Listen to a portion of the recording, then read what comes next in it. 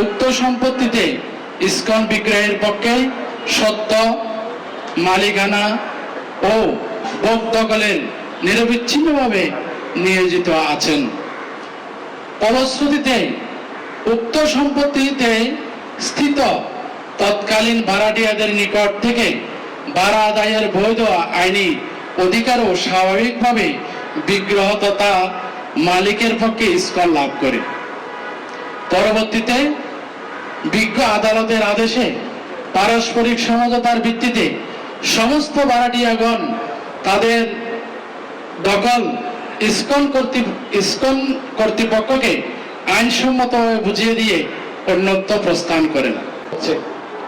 ISKCON দায়িত্বহীন ভাবে ঘোষণা করছে সারা পৃথিবী জুড়ে সনাতন ধর্ম প্রচার প্রসার ও ধর্মীয় স্থাপনাগুলো সংরক্ষণের ব্যাপারে সমগ্র সনাতনী সমাজকে নিয়ে ইসকন ঐক্যবদ্ধ প্রচেষ্টা চালিয়ে যাচ্ছে। সংহার ও উদাত্ত আহ্বান।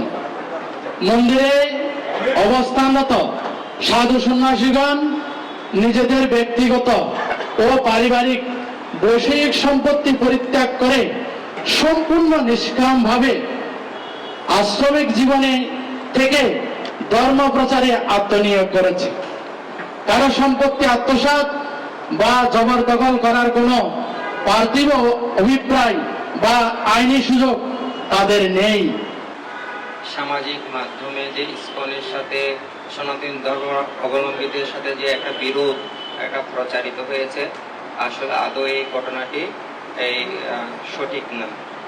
প্রকৃত সত্য হচ্ছে আসলে আমাদের জৈন সুমেন পালিতের সাথে আমাদের মন্দিরের সাথে সমস্যা। এটা সনাতনী অথবা লোকনাথ ধাম পক্ষ বিপক্ষ নয়।